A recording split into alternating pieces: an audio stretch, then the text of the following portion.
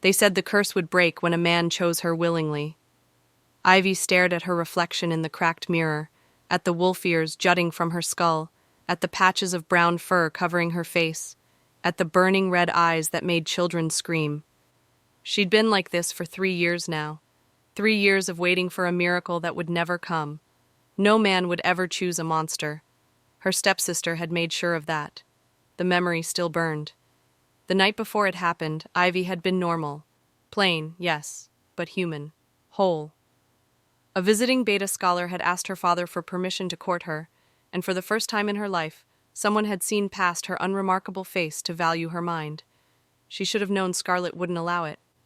"Can I come in?" Scarlet had appeared in Ivy's doorway that night, holding a steaming cup.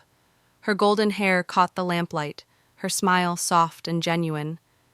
"I made you tea, to celebrate." Ivy had stared at her stepsister in shock. Scarlet had never been cruel, not openly, but she'd never been kind either. She'd simply existed in her own perfect world, while Ivy faded into the background. "You're happy for me?" Ivy had asked carefully. "Of course I am." Scarlet had stepped closer, setting the cup on the nightstand. "You deserve this, Ivy. You've always been so smart, so patient. I know I haven't been the best sister, but I want that to change." The words had hit something deep and desperate in Ivy's chest. She'd wanted so badly to believe them. "Thank you," she'd whispered, reaching for the tea with trembling hands. Scarlet had watched her drink every drop, her blue eyes never leaving Ivy's face. "Sleep well, sister," she'd said softly. "Tomorrow everything changes." Ivy woke to agony, her body twisted, caught between human and wolf, neither form willing to give way. When the pain finally stopped, she'd stumbled to the mirror and seen what she'd become, fur sprouting in patches across her skin, ears shifted wrong, eyes burning crimson, canines too long, cutting into her own tongue. She'd screamed until her throat was raw.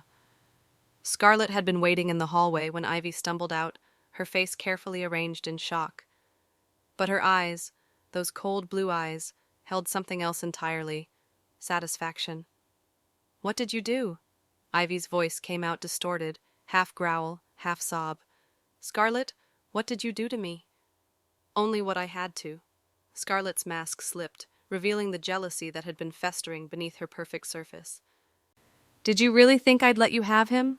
That I'd stand by while plain little Ivy finally got chosen over me?" Their stepmother Diana appeared behind Scarlet, her expression troubled but resigned. "Scarlet, darling, this is too far." "It's not far enough." Scarlet cut her off, never taking her eyes from Ivy's transformed face. "She needs to understand her place." "Please," Ivy begged, reaching toward her stepsister with clawed hands. "Please reverse it. I won't see him again. I'll leave. I'll do anything."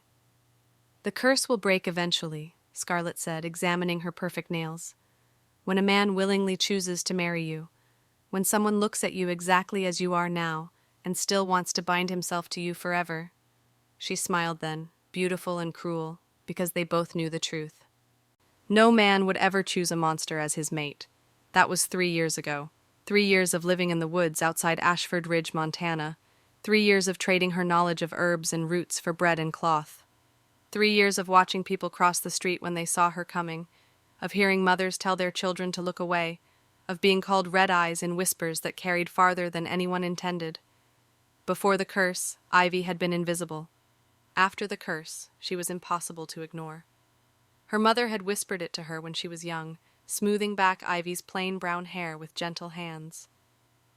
"Beauty doesn't matter, sweet girl. It's what's inside that counts." Ivy had believed her, had clung to those words even after her mother died, even after her father remarried and brought home a golden-haired wife and a daughter made of sunlight. Scarlet was everything Ivy wasn't. Lovely, graceful, adored. Even her wolf shimmered silver under the moon, while Ivy's had been small and brown and forgettable. Their father's love belonged to Scarlet. The pack's praise belonged to Scarlet. The suitors, the promises, the future, always Scarlet. And Ivy had been left with scraps. Diana had tried in her own way. She'd included Ivy in family dinners, encouraged her studies, never been openly cruel. But she'd also never stopped Scarlet's subtle sabotage, the small cruelties disguised as sisterly teasing, The way Scarlet ensured Ivy remained in the shadows. "She's just insecure," Diana would say when Ivy tried to complain. "Be patient with her." But Ivy had thrown herself into learning instead. Languages, history, herbalism. She'd read every book she could find, solved every puzzle, sharpened her mind like a blade. And finally, someone had noticed. The beta scholar had sought her out specifically, drawn by her intelligence rather than her appearance. For one shining moment, her mother's words had seemed true. Then Scarlet had brought her the poisoned tea, and Ivy learned the lesson her mother had been too kind to teach. When you became a monster, your inner worth stopped mattering entirely. Now Ivy kept to the edges of towns, moving through markets like a shadow in a hooded cloak. Even hidden, she couldn't escape the fear.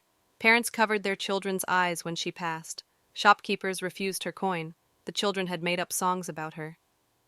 Red eyes, burning bright, stalking through the dead of night. She'd grown used to it, the fear, the hatred, the loneliness. What she hadn't grown used to was the hope that occasionally flickered to life in her chest, stubborn and unwanted. The hope that maybe, somewhere, someone might see past the curse to the person trapped inside. That hope was dangerous. It made her careless. Ivy pulled her cloak tighter as she approached the Ashford Ridge Market Square, her satchel of foraged mushrooms heavy against her hip. She needed bread, maybe some dried meat if anyone would trade with her. Then she'd disappear back into the woods where she belonged. The herb seller's stall stood at the edge of the square, away from the other vendors. The woman sold to Ivy sometimes, though she never looked directly at her face. "Please," Ivy kept her voice low, her hood drawn. "Just a loaf for these mushrooms. They're morels, hard to find." The woman's gaze darted to Ivy's face, then away. "Keep moving, Red Eyes. You're scaring off customers." Ivy glanced at the empty stall. There were no customers to scare. She was turning to leave when the shouting started. A crowd had gathered near the town well, their voices rising with anger and fear. Ivy's stomach dropped. Nothing good ever came from angry crowds in Ashford Ridge. "I tell you, it was her!" A woman's voice cut through the noise. "Who else would do such a thing?" Ivy recognized that voice. Clara Henley, a sharp-faced wolf who'd been calling for Ivy's banishment since the day she'd first appeared at the market. "Red Eyes will be the death of us all if we don't act," the crowd murmured agreement, fear overriding reason. Ivy started backing away, but it was too late. "There!" Clara's finger pointed directly at her. "There's Red Eyes herself!" The crowd turned as one, and Ivy found herself surrounded by hostile faces. Strong hands seized her arms before she could run. And somewhere in the back of her mind, that dangerous hope finally died. The constable's hands were iron around her wrists, and Ivy couldn't breathe. "I didn't do anything," she tried to say, but the words came out strangled, lost beneath the angry shouts. "Liar!" Clara Henley stepped closer, her face twisted with vindictive satisfaction. "My chickens were slaughtered last night, torn apart like some wild beast got to them. And who else in this town looks like a wild beast?" The crowd pressed in tighter. Ivy felt their heat, their rage, their fear bleeding into the air around her. Her wolf stirred beneath her skin, panicked and defensive, but she shoved it down. Shifting would only prove them right. "I was in the woods," Ivy said, forcing her voice steady even as her hands trembled. "I wasn't anywhere near your farm. I wouldn't—" "Wouldn't what?" Clara cut her off. "Wouldn't kill innocent animals? You're half beast yourself. Who knows what you're capable of?" The constable tightened his grip and Ivy winced. He was a beta wolf, older, his face weathered and tired. He wouldn't meet her eyes. "I'm sorry, Red Eyes," he muttered, pulling iron shackles from his belt. "But there's been a formal complaint made. I have to take you before the Triplet Kings for judgment." Ivy's blood went cold. The Triplet Kings. Everyone in the Northern Territories knew about them. 3 Alpha brothers who ruled from the old fortress in Silver Lake Valley, 50 miles north. They were legends, brutal and fair in equal measure, feared by rogues and respected by pack leaders across the region. No one went before the kings unless their crime was serious. "Please," Ivy whispered as the constable locked the shackles around her wrists. The iron burned against her skin, suppressing her wolf completely. "You know I wouldn't hurt anyone. You've known me for 3 years." "Do I?" The constable finally met her gaze, and what she saw there made her stomach drop. Doubt, fear. "Can't say I know what you might do looking like that." The words hit harder than a blow. Behind him, Clara smiled with savage satisfaction. Justice at last! The kings will know how to deal with creatures like this one. Two younger wolves, guards from the town's small security force, grabbed Ivy's arms and started dragging her toward a waiting cart. She tried to dig her heels in, but the iron shackles had stolen her strength. "Wait!" she gasped, twisting to look back at the market. "The chickens. Just look at Clara's farm, please. You'll see they're still alive." But no one was listening. They shoved her into the cart, and she landed hard on the wooden floor. The impact knocked the air from her lungs. Before she could recover, the cart lurched forward, wheels groaning beneath the weight of its cargo. That's when Ivy realized she wasn't alone. 3 other prisoners huddled in the shadows. A gap-toothed man with the thick shoulders of a laborer, a thin woman who smelled like dairy and fear, a younger wolf, barely 20, with nervous eyes and trembling hands. They all stared at her. Ivy pulled her hood lower, trying to hide her face, but it was too late. The young wolf had already seen her red eyes, her wolf ears. He scrambled backward, pressing himself against the far side of the cart. "Stay away from me," he hissed. The gap-toothed man leaned forward, squinting at her in the dim light. "You're the cursed one," he said, not a question. "Red eyes, heard stories about you." "I'm not dangerous," Ivy said quietly. "That's what they all say." The dairy woman pulled her knees to her chest. "Right before they tear your throat out." Ivy turned away from them, fixing her gaze on the passing trees. The cart rolled north, leaving Ashford Ridge behind. Leaving the only home she'd known, even if that home had never wanted her. The journey took hours, long enough for the sun to climb high and then begin its descent, long enough for Ivy's wrists to chafe raw beneath the iron shackles, long enough for the other prisoners to start talking, their voices low and urgent. "Heard the kings grow harsher," the gap-toothed man muttered, "all on account of their sister." Ivy's ears pricked forward despite herself. "Poor thing," the dairy woman sighed, "fading like she's drained of life. They say she wears through shoes every night, though she never leaves her chambers." "Magic," the young wolf whispered. "What else could it be? Remember the merchant's son who tried to solve it? Vanished without a trace." "The hedge witch, too," the gap-toothed man added. "And that lichen tracker from the eastern packs, all gone." "The kings offer any reward," the woman said. "But what good is a reward if you never return to claim it?" Ivy's mind began to race. A sister who faded despite never leaving her room, worn shoes, people vanishing when they tried to help, and 3 desperate Alpha Kings who would promise anything to save her. A plan started forming, dangerous and desperate, perfectly suited to someone who had nothing left to lose. The fortress appeared as the sun touched the horizon, massive and dark against the amber sky. It wasn't the elegant castle Ivy had imagined. This was a warrior's stronghold, all black stone and iron gates, built to withstand sieges and invasions. Guards met them at the entrance, their faces hard and suspicious. They wore the king's colors, deep blue and silver, and each one carried themselves with the lethal grace of trained fighters. "Prisoners from Ashford Ridge," the constable called out, "for the king's judgment." The guards hauled them from the cart one by one. Ivy's legs nearly gave out when her feet hit the ground. The iron had weakened her more than she'd realized. They were herded through stone corridors lit by torches, the air growing colder with each step. Other prisoners shuffled past, their eyes hollow and defeated. Somewhere deeper in the fortress, she heard shouting, the clash of metal, the low growl of wolves on the edge of shifting. Finally, they reached a massive set of double doors. The guards pushed them open, revealing the great hall beyond. Ivy's breath caught.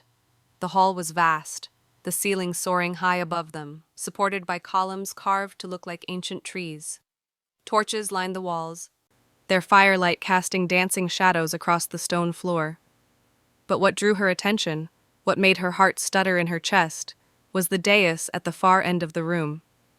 3 thrones sat there, carved from dark wood and inlaid with silver. And on those thrones sat 3 men who made every instinct in Ivy's body scream danger. The Triplet Alpha Kings. They were identical in build, broad-shouldered and tall, their bodies radiating the kind of power that came from centuries of alpha bloodlines. But their coloring differed slightly. The one on the left had hair like midnight, black and thick. The center one's hair held hints of bronze in the torchlight.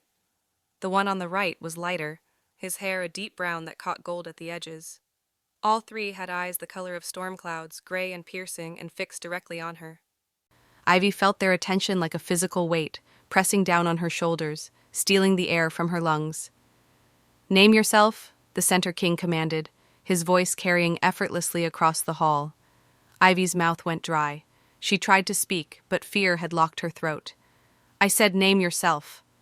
His tone dropped lower, edged with the unmistakable command of an alpha who expected immediate obedience. "They call me Red Eyes," Ivy finally managed, her voice barely above a whisper. The king on the left leaned forward, his gaze sharpening. "Show your face." Ivy's hands moved to her hood, trembling so badly she could barely grip the fabric. Every eye in the hall was on her. The other prisoners, the guards lining the walls, the courtiers who stood in shadowed alcoves watching with hungry curiosity. But most of all, she felt the weight of the three kings' stares, burning into her like brands. She pulled the hood back. The reaction was immediate. Gasps rippled through the hall. A woman near the front pressed her hand to her mouth, her face paling. One of the guards took an involuntary step backward. Someone in the crowd whispered a prayer. But the kings didn't flinch. The one on the left studied her with clinical interest, his gray eyes moving from her wolf ears to the patches of fur on her cheeks, to her burning red eyes. The one on the right tilted his head slightly, his expression unreadable. And the Center King, the one who'd commanded her to show herself, simply watched her with an intensity that made her skin prickle. "A curse," the left king said, not a question. "Yes." Ivy forced herself to stand straighter despite the iron shackles dragging at her wrists. "What crime are you accused of?" the Center King asked. Before Ivy could answer, Clara Henley pushed forward from where she'd been standing near the back of the hall. Ivy's heart sank. The woman had followed them all this way. "Murder, your majesties," Clara announced, her voice ringing with false righteousness. "She slaughtered my chickens in the night, tore them apart like the beast she is." "Did you?" the right king asked, his gaze never leaving Ivy's face. "No." The word came out stronger than Ivy expected. "I was nowhere near her farm. I've been living in the woods for 3 years, trading herbs for supplies. I've never hurt anyone." "Liar," Clara spat. "Who else would do such a thing? You're a monster." "Everyone knows it." The Center King raised one hand, and Clara fell silent immediately. The gesture was effortless, absolute. "You claim innocence," he said to Ivy. "Can you prove it?" Ivy's mind raced. "The chickens," she said quickly. "If someone would just go look at Clara's farm, they'd see the chickens are still alive. All of them." Clara's face went scarlet. "That's not the point. Silence." The left king's voice cut through Clara's protest like a blade. He turned to one of the guards. "Send a runner to Ashford Ridge. Verify this claim." "But, Your Majesty," Clara protested, "that will take hours. You can't possibly believe this creature over me. I'm a respectable—" "We will wait," the Center King said flatly. Clara's mouth snapped shut, but her eyes promised murder when she looked at Ivy. The kings turned their attention to the other prisoners, dispensing judgment with brutal efficiency. The gap-toothed man had been caught poaching on packlands. 2 weeks of labor. The dairy woman had failed to pay her territory taxes. Payment plan arranged. The young wolf had gotten into a bar fight with a beta from a rival pack. 3 days in holding. None of them were executed. None of them were banished. The kings were harsh, Ivy realized, but they were also fair. When the last prisoner had been escorted out, the hall fell quiet. Ivy stood alone before the 3 thrones, her shackles heavy, her legs shaking with exhaustion. "You may sit," the right king said, gesturing to a bench against the wall. Ivy hesitated, then moved to the bench. Her body sagged with relief the moment she sat. She hadn't realized how close she'd been to collapse. Time crawled past. The torches burned lower. Courtiers drifted away to attend other business. Clara remained near the back of the hall, her arms crossed, radiating fury. Finally, just as Ivy thought she might pass out from hunger and exhaustion, a guard entered through the main doors. "Your Majesties," he said, bowing low, "the runner has returned from Ashford Ridge." "And?" the Center King demanded. Every chicken on Clara Henley's farm is alive and well, Your Majesty. Not a single one harmed. The hall erupted in whispers. Clara's face went from red to white to red again. Liar! She shrieked, pointing at Ivy. She must have accomplices. They moved the dead ones and replaced them. She's a witch, a demon, Enough. The Left King's voice was quiet, but it carried the unmistakable edge of alpha command. You brought false charges before this court. You wasted our time and resources. You attempted to have an innocent woman executed based on prejudice and lies. Clara stumbled backward, her face crumpling. No, I didn't mean, I thought... Get out of my sight, the Center King said, his disgust palpable. Be grateful we don't charge you for this farce. Guards escorted Clara from the hall, her protests fading into the corridor beyond. When the doors closed behind her, the king's attention returned to Ivy. You're free to go, the Right King said. Ivy should have felt relief, should have thanked them and fled before they could change their minds. But instead, she found herself standing, her heart pounding against her ribs. Wait, she heard herself say. All three kings looked at her, their expressions identical in their surprise. I've heard, Ivy continued, forcing the words past the fear clogging her throat, that you have a sister who's ill, that people have tried to help her and vanished. The temperature in the hall seemed to drop 10 degrees. The Center King's jaw tightened. The left one's eyes went cold and dangerous. The right one leaned forward slightly, his hands gripping the arms of his throne. Where did you hear that? The Center King asked, his voice deadly soft. The other prisoners in the cart, Ivy said quickly. They were talking about it, about how she fades despite never leaving her chambers, about worn shoes and missing people. And what business is that of yours? The Left King demanded. Ivy took a breath, gathering every scrap of courage she had left. I want to help her. Silence crashed through the hall like a breaking wave. You want to help, the Right King repeated slowly, as if testing the words for a trap. Yes. Ivy lifted her chin, meeting their stares, even though every instinct screamed at her to lower her eyes. In exchange for my freedom and the favor you've offered others who tried. The Center King rose from his throne in one fluid motion. He descended the dais, his footsteps echoing through the silent hall, and stopped directly in front of Ivy. He was massive up close, towering over her by at least a foot. She could feel the heat radiating from his body, could smell the cedar and smoke scent that clung to his skin. His gray eyes bore into hers, searching for something. Others have vanished trying to solve this mystery, he said quietly. What makes you think you'll succeed where they failed? Because I have nothing left to lose, Ivy replied, surprised by the steadiness in her voice. I'm already cursed, already an outcast. If I vanish, no one will mourn me. But if I succeed, maybe I can finally go home. Something flickered across his face, too quick to name. 3 days, he said finally, starting tonight. Solve the mystery, and you'll have your freedom and any favor within our power to grant. Fail, and we execute you as we should have done to begin with for wasting our time. I accept, Ivy said. The king studied her for a long moment, then turned to his brothers. They exchanged a look, some silent communication passing between them. Take her to the chambers beside Mira's room, the Center King commanded the guards. See that she has food and water. As the guards moved forward to escort her out, Ivy caught one last glimpse of the three kings.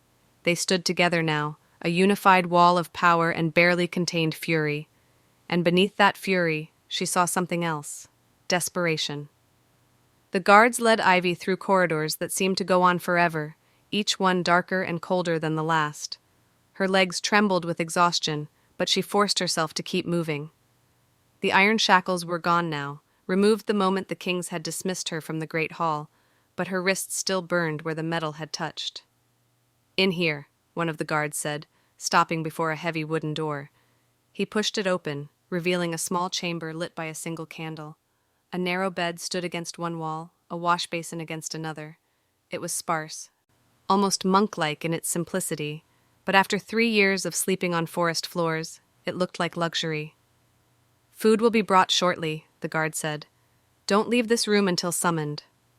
The door closed behind them with a heavy thud, and Ivy was alone. She stood in the center of the room, swaying slightly, trying to process everything that had happened. The false accusation, the journey, the kings, the bargain she'd just made. 3 days to solve a mystery that had already claimed multiple lives. What had she been thinking? A soft knock on the door made her jump. "Come in," she called, expecting a servant with food. Instead, the Center King stepped through the doorway. Ivy's breath caught. Up close, without the throne and the crowd and the formal setting of the Great Hall, he was even more overwhelming. He had to duck slightly to clear the doorframe, his shoulders nearly as wide as the opening itself. "I'm Garrett," he said, his storm gray eyes fixed on her face. "My brothers are Callum and Asher. You should know our names if you're going to be staying in our home." "Staying," Ivy repeated. The word felt strange in her mouth. "For 3 days," Garrett clarified. He moved further into the room, and Ivy found herself backing up instinctively until her legs hit the edge of the bed. "I want to be clear about something before we begin." "All right," Ivy managed. "My sister means everything to us," Garrett said, his voice dropping lower. "We've watched her fade for months now, watched her grow weaker while we stood by helpless. So understand this. If you're playing games, if you're wasting our time the way others have, I will personally ensure your execution is swift." The threat should have terrified her. Instead, Ivy found herself studying his face, seeing past the anger to the desperation beneath. "I'm not playing games," she said quietly. "I meant what I said. I want to help." Garrett stared at her for a long moment, searching her face for any hint of deception. Whatever he found there must have satisfied him, because he stepped back. "Come with me," he said. "You should meet Mira before you begin." Ivy's heart stuttered. "Now?" "You have 3 days starting tonight," Garrett reminded her. "Every moment counts." He turned and walked back into the corridor without waiting to see if she'd follow. Ivy hurried after him, her exhaustion forgotten in the face of her curiosity. They walked through the fortress in silence. Garrett moved with the fluid grace of a predator, his footsteps silent despite his size. Ivy tried to match his pace, tried not to notice the way servants pressed themselves against walls when they passed, heads bowed in respect and fear. Finally, they stopped before another door, this one guarded by 2 warriors who straightened immediately at Garrett's approach. "Open it," Garrett commanded. The guards exchanged glances, then one of them pushed the door open. The room beyond was nothing like Ivy's sparse chamber. This was a princess's quarters, all soft fabrics and warm candlelight. Thick rugs covered the stone floor, tapestries hung on the walls, a fire crackled in an enormous hearth, and in the center of the room, sitting in a chair by the window, was the most beautiful woman Ivy had ever seen. Mira had the same dark hair as her brothers, falling in waves past her shoulders, the same gray eyes, though hers were ringed with exhaustion. Her skin was pale, almost translucent, and when she turned to look at them, Ivy could see the sharp angles of her cheekbones, the hollows beneath her eyes. She was fading, just like the prisoners had said. "Garrett," Mira's voice was soft, musical despite its weakness. "Who's this?" "Someone who's going to help you," Garrett said, moving to his sister's side. His entire demeanor changed in her presence, the hard warrior replaced by a protective brother. "This is Red Eyes." Mira's gaze moved to Ivy, and her eyes widened slightly when she saw the wolf ears, the fur, the burning red eyes. "You're cursed," she said, not unkindly. "Yes," Ivy replied, stepping further into the room. "Then you understand what it's like," Mira said, "to be trapped in something you can't control." The words hit Ivy square in the chest. "I do." Mira smiled, and for a moment some of the exhaustion lifted from her face. "Sit with me, please." Ivy glanced at Garrett, who nodded once. She crossed to the empty chair beside Mira and sat, hyper-aware of how close they were, of how easily Mira could see every detail of her cursed face in the firelight. But Mira didn't flinch, didn't look away. "Tell me about your curse," she said. So Ivy did. She told Mira about Scarlet, about the poisoned tea, about waking up trapped between forms. She told her about the 3 years in the woods, about the loneliness and the fear and the desperate hope that maybe someday the curse would break. Mira listened without interrupting, her gray eyes never leaving Ivy's face. That's horrible, she said when Ivy finished. I'm so sorry. The genuine compassion in her voice made Ivy's throat tighten. What about you? She asked. What's happening to you? Mira's smile faded. I don't know, she admitted. I wake up exhausted every morning like I've been running for hours. My shoes are worn through even though I never leave this room. She lifted one delicate foot, and Ivy saw that her slippers were indeed tattered, the soles nearly gone. And I'm so tired, all the time, like something's draining the life out of me drop by drop. Do you remember anything? Ivy pressed. Dreams? Sensations? Mira's brow furrowed. Sometimes I think I hear music, she said slowly. Beautiful music, like nothing I've ever heard before. And I feel like I'm dancing, but when I wake, I'm here in my bed. Dancing, music, worn shoes. Ivy's mind raced, pieces of a puzzle beginning to take shape, though she couldn't quite see the full picture yet. How long has this been happening? She asked. 6 months, Garrett answered from behind them. It started the night she turned 21. The door opened again, and 2 more men entered. Ivy knew immediately they were Garrett's brothers. They had the same build, the same powerful presence, though their features varied slightly. The one with bronze-touched hair moved to Mira's other side, his hand settling on her shoulder with protective gentleness. How are you feeling, little sister? Tired, Callum, Mira said, leaning into his touch. But better now that there's someone new to talk to. Callum's eyes moved to Ivy, assessing her with the same intensity Garrett had shown. So you're the one who's going to solve this mystery? I'm going to try, Ivy said. The third brother, the one with lighter brown hair streaked with gold, circled around to stand where he could see Ivy's face clearly. His gray eyes were sharp, analytical. I'm Asher, he said, and I have questions. All right, Ivy replied, trying to ignore the way her pulse jumped at being the focus of 3 alpha stares at once. What makes you qualified to solve this? Asher asked bluntly. Others have tried. A merchant's son with connections to every information broker in the territories. A hedge witch with 50 years of experience. A lichen tracker who could follow a scent through running water.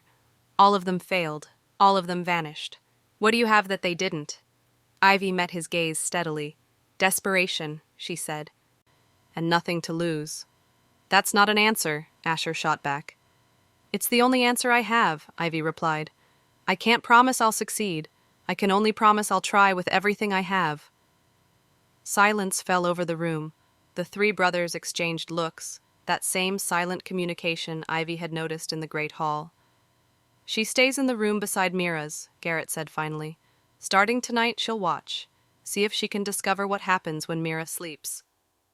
And if something tries to take her too? Callum asked, his hand tightening on Mira's shoulder. Then we'll know where it comes from, Garrett said grimly. Ivy's stomach dropped. They were using her as bait. I need to prepare, Asher said, moving toward the door. If we're doing this tonight, I want protections in place. I'll help, Callum said, following him out. Garrett remained behind, his gaze moving between his sister and Ivy. Get some rest, he told Ivy. Both of you. We'll begin after sunset.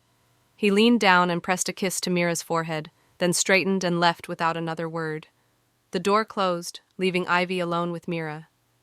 They're not as scary as they seem, Mira said softly, a small smile playing at her lips.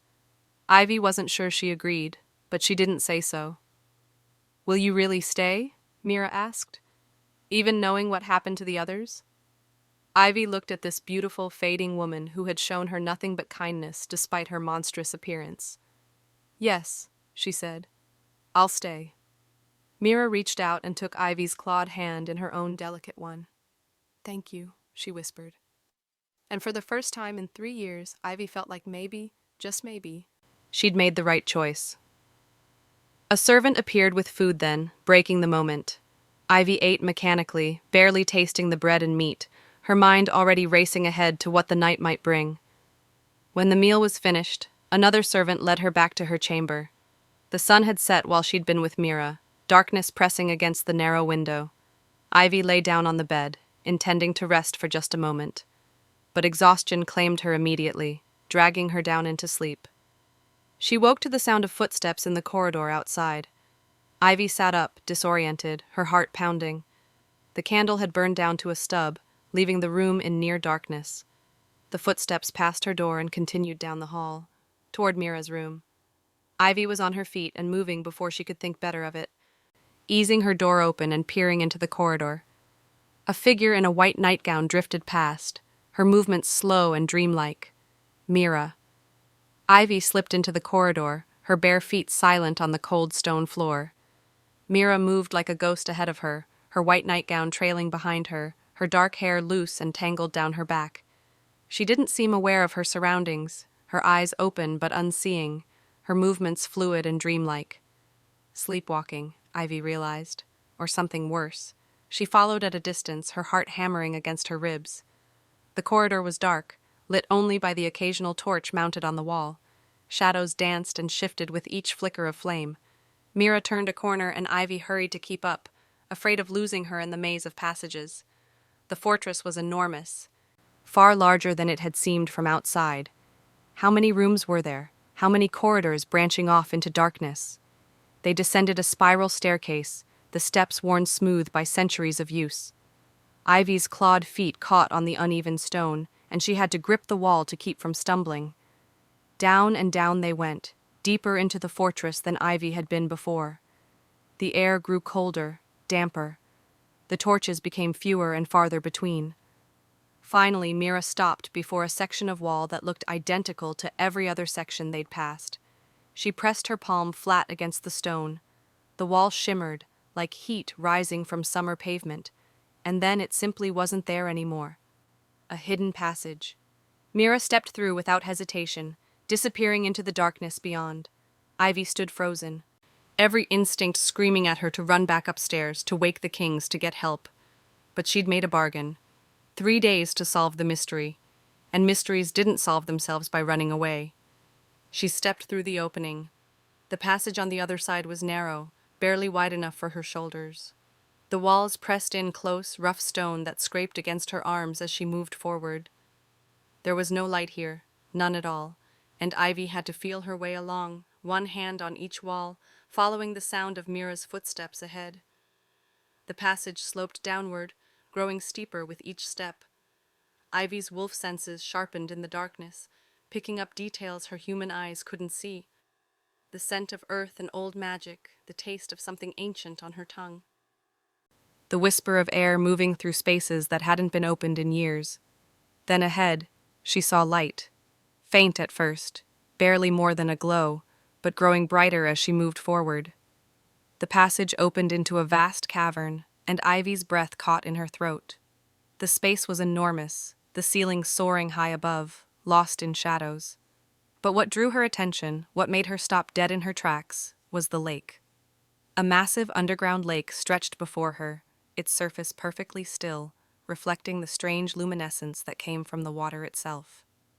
The light was blue-green, ethereal, like captured moonlight mixed with starshine. And on the far shore, Mira stood motionless, staring out across the water. "Mira," Ivy called softly, moving toward her. The princess didn't respond, didn't even seem to hear. Ivy reached her side and touched her arm gently. "Mira, can you hear me?"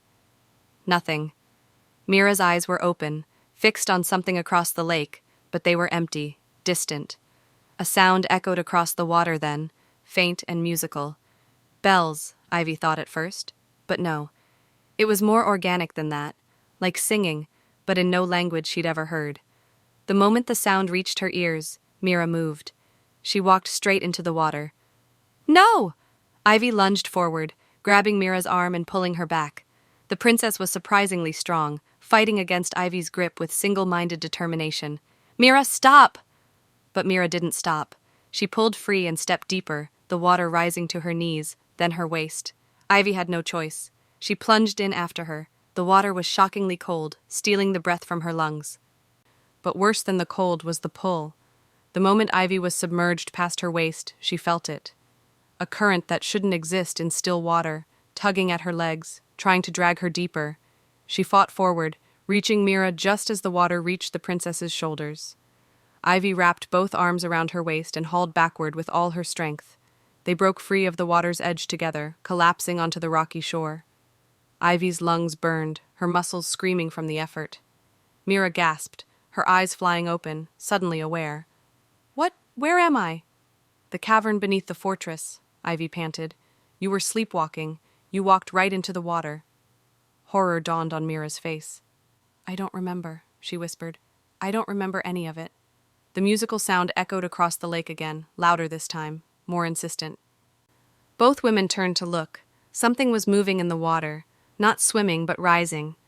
A figure breaking the surface, water streaming from pale skin that glowed with the same ethereal light as the lake. "What is that?" Mira breathed. Ivy's wolf stirred uneasily beneath her skin. Every instinct told her to run, to grab Mira and flee back through the passage. But she couldn't look away. The figure took shape as it rose. A woman, impossibly beautiful, with hair like silver waterfalls and eyes that held the depth of the ocean. She wore nothing, her body perfect and inhuman, and when she smiled, Ivy saw teeth too sharp, too white. "Come," the creature sang, her voice the same musical sound that had drawn Mira. "Come dance with us." "Us?" Ivy repeated, and then she saw them. More figures rising from the water. Dozens of them, all beautiful, all wrong. They moved with fluid grace, their bodies swaying to music only they could hear. "Water spirits," Mira whispered, her voice filled with awe and terror. "I've read about them. They're supposed to be extinct." "They're very much alive," Ivy said, pulling Mira further from the water's edge. The first spirit glided closer, not quite walking on the water, but not quite swimming either. Her silver eyes fixed on Mira with hungry interest. "The princess returns," she said, and her voice was silk and poison. "Every night she comes to dance, every night she grows weaker. Soon she will join us forever." "No," Ivy said, stepping between them. "She's leaving, now." The spirit's laugh was like breaking glass. "You think you can stop us, little wolf? You, with your broken form and cursed blood?" "I can try," Ivy growled. The spirit tilted her head, studying Ivy with those inhuman eyes. "You're different from the others who came. They were whole, perfect. You are fractured." "The others," Ivy's blood went cold. "What happened to them?" The spirit's smile widened. "They dance with us now, forever and ever, beneath the water where no one can hear them scream." Mira's hand found Ivy's, gripping tight. "We need to go," she whispered urgently. But more spirits were emerging from the lake now, forming a semicircle around them. They moved with predatory grace, closing in slowly. "Run," Ivy said. "Back to the passage, now." They ran. The spirit's laughter chased them across the cavern, musical and cruel. Ivy could hear them moving behind, faster than any creature should move on land. She pushed Mira ahead of her, toward the narrow opening in the rock wall. Something cold and wet grabbed Ivy's ankle. She went down hard, her chin cracking against stone. Pain exploded through her skull, and for a moment her vision went white. "Ivy!" Mira screamed. The spirit dragged her backward toward the water. Ivy's claws scraped against stone, trying to find purchase, but the rock was too smooth, too wet. Then Mira was there, grabbing Ivy's arms and pulling. The princess was stronger than she looked, her desperation lending her strength. The spirit hissed, its beautiful face twisting into something monstrous. But it couldn't hold on to both of them. It released Ivy's ankle and slithered back toward the water. "Go, go, go!" Ivy shouted. They scrambled into the passage, Ivy pushing Mira ahead of her. Behind them, the spirit's singing grew louder, angrier, filling the narrow space with sound that made Ivy's ears ring. They ran blind through the darkness, hands on the walls, stumbling over uneven ground. Ivy's lungs burned, her legs trembled, but she didn't stop. The passage began to slope upward. They were climbing now, ascending toward the fortress above. Finally, blessedly, they burst through the hidden opening and back into the torchlit corridor. The wall shimmered closed behind them.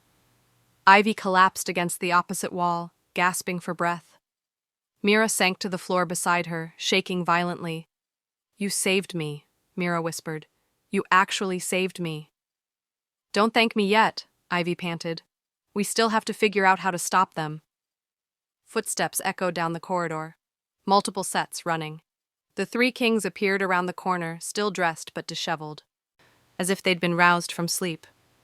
Garrett led, his gray eyes wild with fear that transformed to fury when he saw them. "What happened?" he demanded, dropping to his knees beside Mira.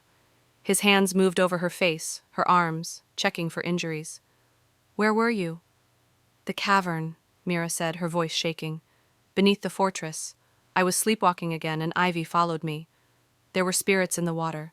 They were trying to—" Her voice broke. Callum's face had gone pale. "The old lake," he said. "The one from the legends." "I thought it was just a story," Asher said, but his analytical mind was clearly already working, putting pieces together. "The treaties our ancestors made with the water spirits, the passages sealed centuries ago." "Apparently not sealed well enough," Garrett growled. He looked at Ivy, and something in his expression shifted.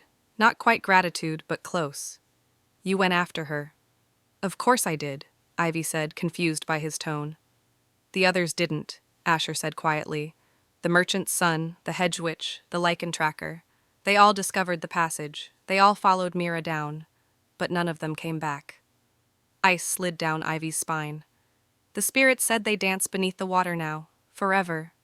Mira made a small, wounded sound. "They died trying to save me." "No," Callum said firmly, moving to his sister's other side. "They died trying to solve a mystery. You're not responsible for their choices." "But I am responsible for mine," Ivy said, pushing herself to her feet despite her exhaustion. "And I'm not done yet." Garrett stood as well, towering over her. "What do you mean?" "I mean, we know what's causing Mira's condition now," Ivy said. "Water spirits compelling her to dance every night, draining her life force. That's the mystery solved." "Then you've earned your freedom," Asher said, though he didn't sound happy about it. "You can leave." "I could," Ivy agreed. "But that doesn't solve the problem, does it? The spirits are still there. Mira will still be compelled. Unless we find a way to break their hold on her, she'll keep fading until she dies." The three brothers exchanged looks, that silent communication flowing between them again. "What are you proposing?" Garrett asked carefully. "I'm proposing we go back down there," Ivy said, "together, and we end this." "You want to fight water spirits," Asher said flatly. "Creatures that have been around since before recorded history. Creatures that have already killed 3 people trying to do exactly what you're suggesting." "Yes," Ivy said simply. "Why?" Callum demanded. "You fulfilled your bargain. You could walk out of here right now and never look back." Ivy looked at Mira, at this woman who'd shown her kindness when no one else had, who'd held her cursed hand without flinching, who'd called her brave. "Because it's the right thing to do," she said, "and because I'm tired of running." Garrett studied her for a long moment, his gray eyes searching her face. "You're either very brave or very stupid." "Probably both," Ivy admitted. The corner of his mouth twitched, almost a smile. "All right," he said. "We go back, but we prepare first. Asher, what do we know about water spirits from the archives?" "Not much," Asher admitted. "Most of the records were destroyed during the purge, but there might be something in the restricted section." "Then that's where we start," Garrett said. He looked at Ivy again. "Get some rest.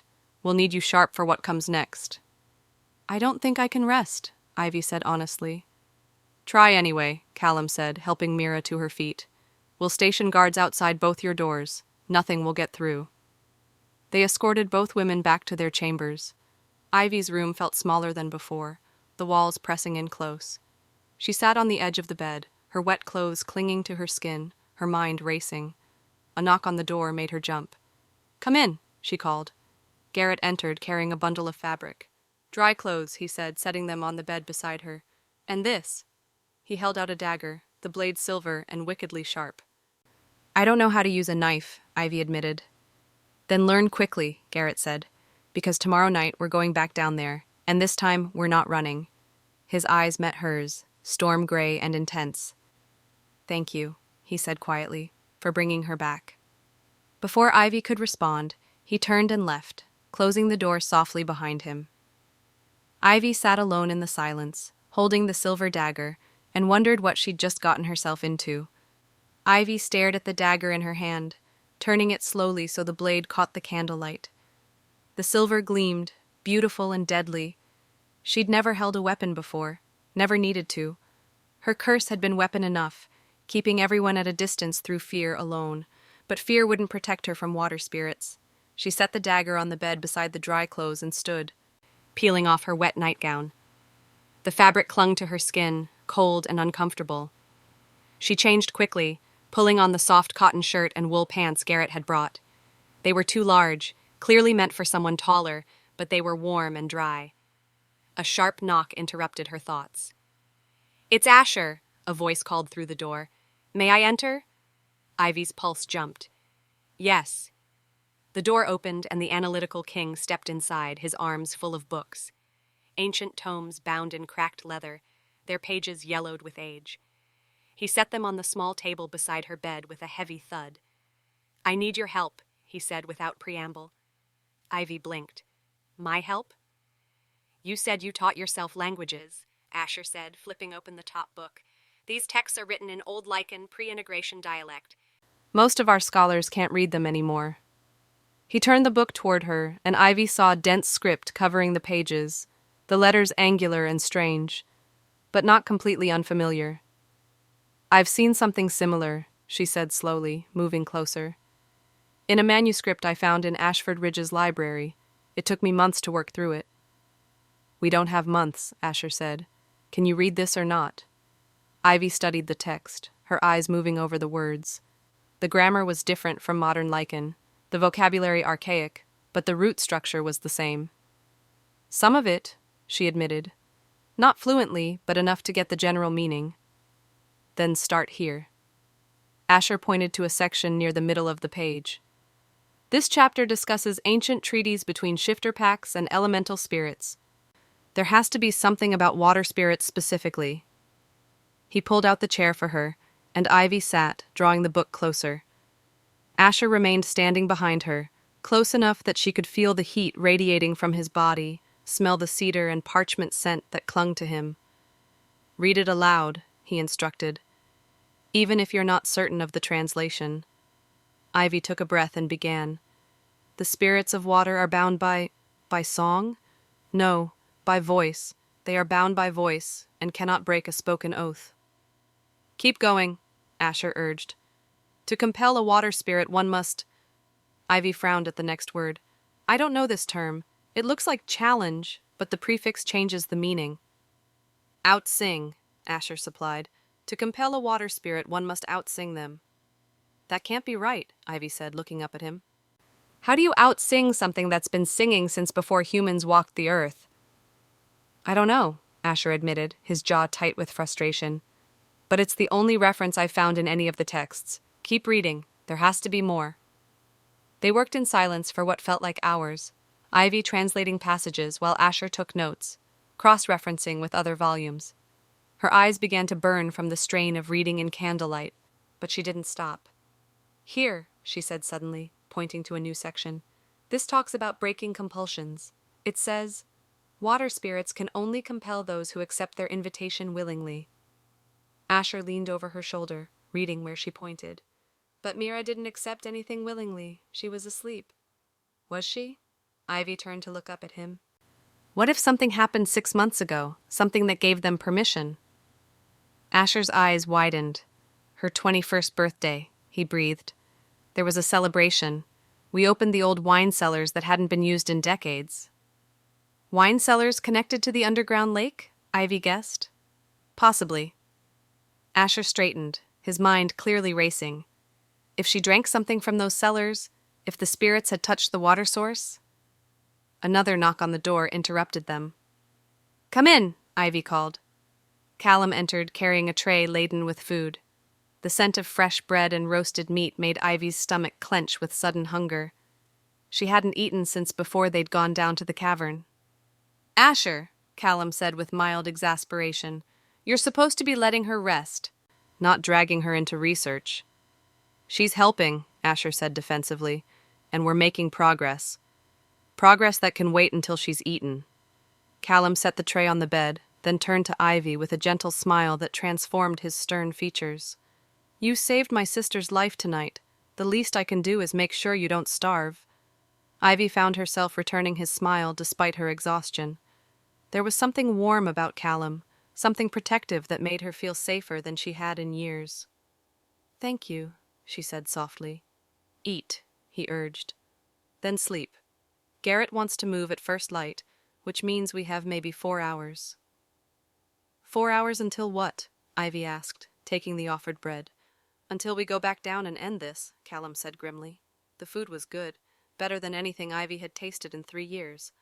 She ate mechanically, her mind still churning through everything they'd learned. Water spirits bound by voice, compulsions that required willing acceptance, missing pieces of a puzzle she couldn't quite solve. "What are you thinking?" Callum asked, watching her with those perceptive gray eyes. "I'm thinking we're missing something," Ivy admitted. "Something important." "Like what?" "I don't know yet." She set down the bread, no longer hungry despite having barely eaten. "But fighting them directly won't work. We need leverage." "Leverage against creatures that have already killed 3 people," Asher said. "What kind of leverage could we possibly have?" Before Ivy could answer, the door burst open. Garrett stood in the doorway, his face dark with fury. "She's gone!" "Who's gone?" Callum demanded, already moving toward his brother. "Mira." Garrett's hands clenched into fists at his sides. "I stationed 2 guards outside her door. Both are unconscious. The door's unlocked. She's not in her room." Ivy was on her feet immediately. "The passage." "I already checked," Garrett growled. "The wall won't open. It's sealed completely." "Then how?" Callum started. "There must be another way down," Asher interrupted. "Another passage we don't know about." "Or the spirits came up to get her," Ivy said quietly. All 3 brothers turned to stare at her. "That's impossible," Garrett said. "Water spirits can't leave the water for long. It would kill them." "Are you certain about that?" Ivy challenged. "Because I'm not. We don't know enough about them. We don't know their limitations or their powers or what they're truly capable of." The truth of her words hung heavy in the air. "We have to find her," Callum said, his voice rough with fear. "Now." "Split up," Garrett commanded, slipping immediately into his role as leader. "Callum, take the eastern wings. Asher, search the libraries and archives. I'll check the training grounds and armory." "What about me?" Ivy asked. Garrett's eyes met hers. "You're with me." They moved through the fortress like shadows, checking every room, every corridor, every shadowed alcove. Guards joined the search, fanning out through the massive structure. Servants were roused from sleep, questioned, sent to check places the warriors couldn't reach. But Mira was nowhere. "This doesn't make sense," Garrett said as they descended another staircase. "She couldn't just vanish." Unless she could, Ivy thought. Unless the spirits had more power than anyone realized. They reached the lowest level of the fortress, the ancient foundation where stone gave way to bedrock. Garrett pushed open a heavy door, revealing what looked like a storage room filled with old furniture and forgotten supplies. "She wouldn't be here," he said, already turning away. But Ivy had caught something. A scent on the air, faint but distinct. Water, fresh water. And beneath it, something else. Something that reminded her of the lake. "Wait," she said, moving deeper into the room. "Ivy, there's nothing here," Garrett said impatiently. But she wasn't listening. She was following the scent, letting her wolf senses guide her past stacked chairs and moth-eaten tapestries. At the far wall, hidden behind a massive wardrobe, she found it. Moisture seeping through cracks in the stone. Not much, just enough to dampen the floor, to leave the faint smell of underground springs. "Here," she said. "There's water coming through." Garrett was beside her in an instant, his hands running over the wall, feeling for gaps. "This stone is newer than the rest," he said. "Someone sealed something off." "Can you break through?"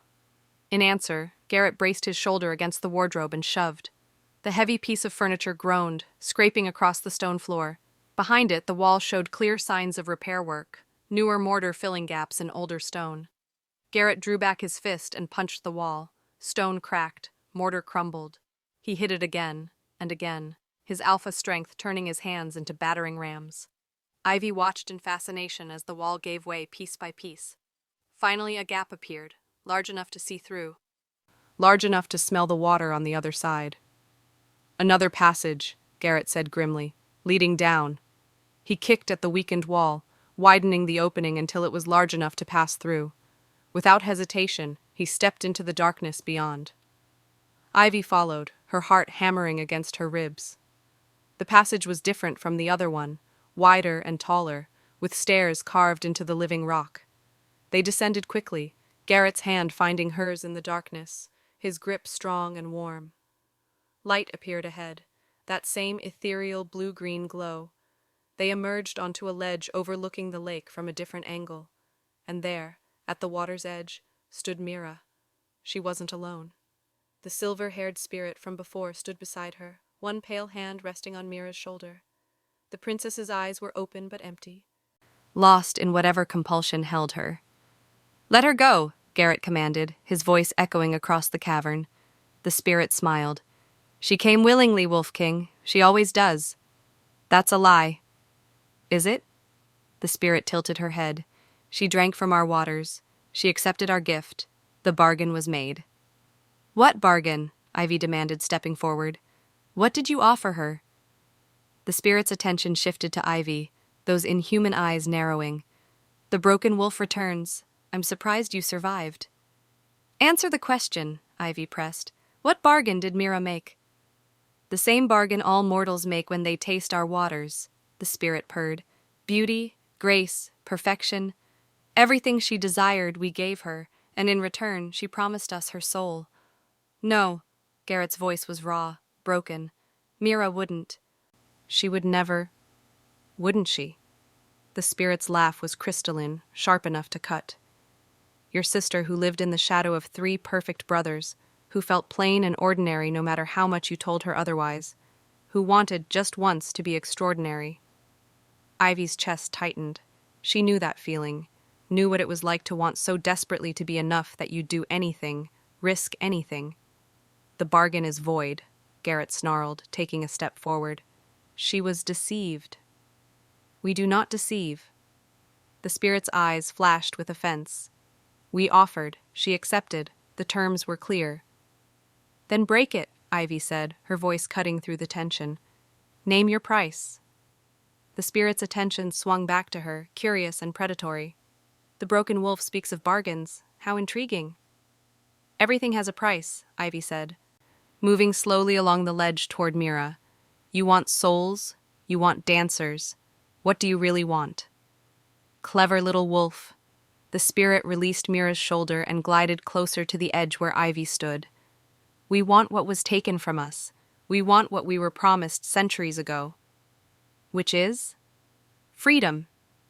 The word echoed across the cavern, filled with ancient rage. "Your ancestors bound us here, trapped us in this prison of stone and water when we refused to bow to their new order. They promised us the world above if we served them. When we declined, they sealed us away." Garrett had reached Mira now, his hands on her shoulders trying to shake her awake, but she remained limp, unresponsive. "So break free," Ivy said. "Leave. You don't need Mira for that." "Don't we?" The spirit tilted her head, studying Ivy with those bottomless eyes. "The bindings that hold us require sacrifice. Royal blood freely given. Your sister's soul will open the way." "She's not my sister," Ivy said automatically, then caught herself. "And her blood isn't free. You're taking it by force." "Is it force when she comes willingly every night?" The spirit smiled. "When she walks into our embrace without hesitation?" "It's force when you're controlling her mind," Ivy shot back. More spirits were rising from the water now, dozens of them, their pale forms glowing in the dim light. They moved closer to the shore, surrounding the ledge. "What do you want, broken wolf?" the silver-haired spirit asked. "Why do you care if we take her?" The question hit Ivy harder than expected. Why did she care? Mira was nothing to her, a stranger met hours ago. Saving her wouldn't break Ivy's curse, wouldn't give her back the life Scarlet had stolen.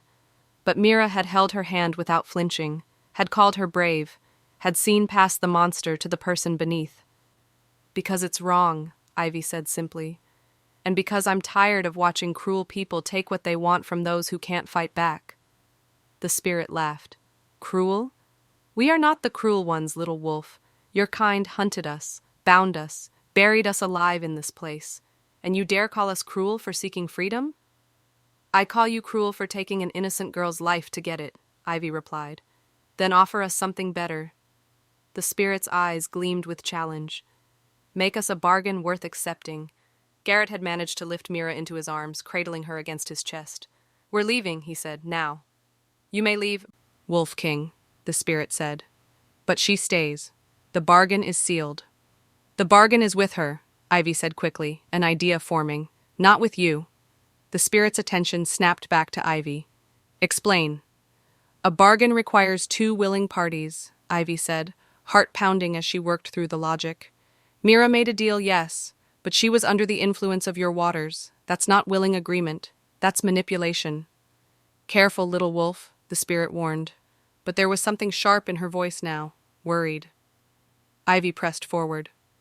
The old texts say water spirits are bound by spoken oaths. You can't lie, you can't break your word, so tell me the truth. Did Mira know what she was agreeing to when she drank from your waters? Silence fell across the cavern. The spirits exchanged glances, a ripple of unease moving through their ranks. She knew enough, the silver-haired spirit said finally. That's not an answer, Ivy challenged. Did she know she was trading her soul, her life? Or did you simply offer her beauty and let her assume it was a gift? The spirit's expression darkened. What we offer comes at a cost. That is the nature of magic. But you didn't tell her the cost, Ivy said. You let her discover it slowly, night by night, as she faded. That's not a bargain. That's a trap.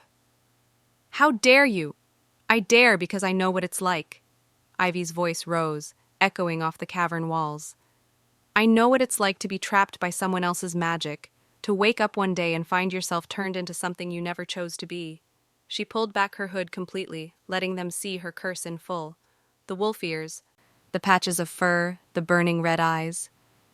My stepsister did this to me, she said. She poisoned me with magic I didn't consent to because she was jealous, because she wanted what I had. And you're doing the same thing to Mira. The spirits were quiet now, listening. So here's my counteroffer, Ivy continued. Let Mira go. Break whatever hold you have on her, and I'll help you find another way to freedom. You? The spirit laughed, but it sounded forced. What could a cursed Omega possibly offer us? Information, Ivy said. The archives upstairs are full of records, treaties, bindings, the original agreements made between your people and the wolves. There has to be another way to break the seal, a way that doesn't require murder. And if there isn't, Ivy took a breath, then take me instead. No, Garrett snarled from behind her. Absolutely not. But Ivy didn't look away from the spirit. One soul for another. That's fair, isn't it? I'm cursed anyway, already half dead. What difference does it make where I end up? The spirit studied her for a long moment. You would trade your life for hers? A woman you barely know? Yes. Why? Because she deserves better than this, Ivy said. And because someone should have made that choice for me 3 years ago. No one did. But I can make it for her now. Something shifted in the cavern's atmosphere. The other spirits drew closer, their whispers filling the air like wind through water. The broken wolf offers herself, one murmured. Freely given, another added. That changes things, a third said. The silver-haired spirit raised one hand, and silence fell. She glided closer to Ivy, close enough that Ivy could see the otherworldly beauty of her face, the ancient wisdom in her eyes. You are brave, little wolf, she said softly, braver than the others who came before. They sought glory, reward. You seek only to save another. Then accept my offer, Ivy said. I cannot. Ivy's stomach dropped. What?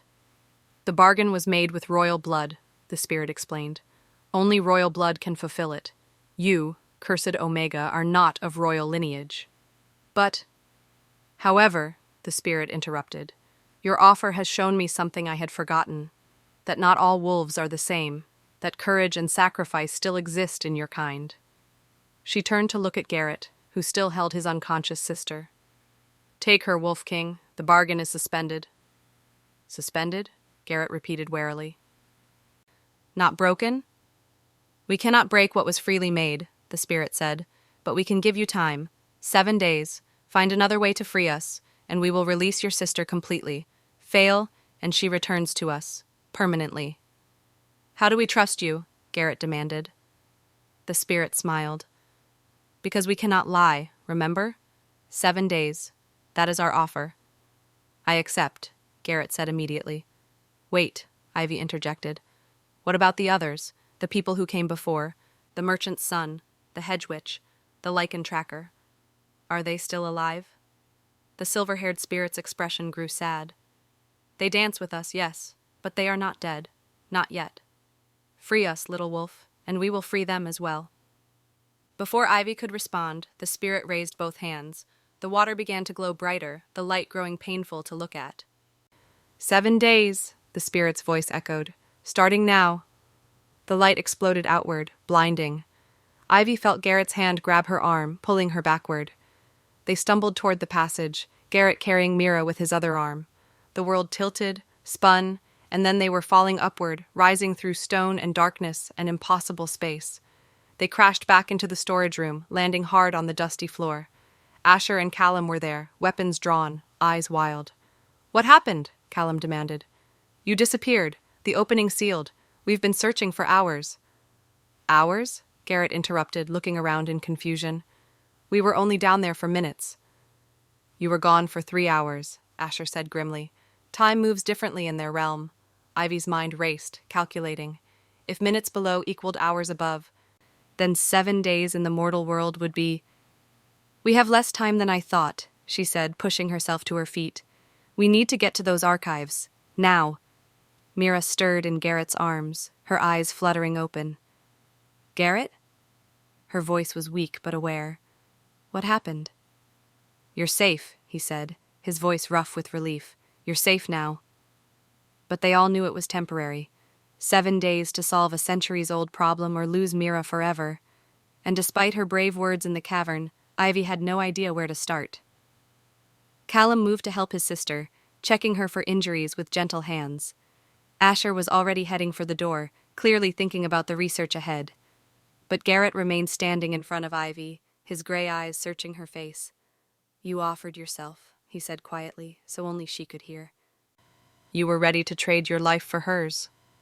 It seemed like the right thing to do, Ivy said, uncomfortable with his intensity. Why? The same question the spirit had asked. Ivy didn't have a better answer now than she had then. Because no one should have to die for someone else's freedom, she said finally. Not Mira, not those missing people, not anyone. Garrett stared at her for a moment longer, something unreadable in his expression. Then he reached out and touched her face, his fingers gentle against her furred cheek. You're not what I expected, he said. Before Ivy could ask what he meant, Callum called out from across the room. Garrett, she's asking for water. The moment broke. Garrett turned away, moving to his sister's side, and Ivy was left standing in the dusty storage room, her skin still tingling where he'd touched her, wondering what had just changed between them. Not that water, Asher said sharply, intercepting Callum before he could hand Mira the cup. We don't know what's safe anymore. Callum froze, the cup halfway to his sister's lips. It's from the well in the kitchen, the same water we've been drinking for years. And where does that well draw from? Asher challenged. Underground springs, possibly connected to the same lake system. Mira's hand trembled as she pushed the cup away. I'm not thirsty anymore, she whispered, but her lips were dry, cracked. Ivy watched the fear bloom across Mira's face and felt something twist in her chest. To be afraid of water itself, of the most basic need for survival. Bring wine, Garrett commanded one of the guards who'd gathered at the doorway. The sealed bottles from the surface cellars only, and food. Bread, dried meat, nothing that's been near water. The guard hurried away, and an uncomfortable silence settled over the room. We should move to the war room, Callum said, still supporting Mira. She needs to rest somewhere secure. They moved through the fortress as a group, guards flanking them on all sides. Word had spread of the princess's disappearance and return, and servants pressed themselves against walls as they passed, their eyes wide with fear and curiosity.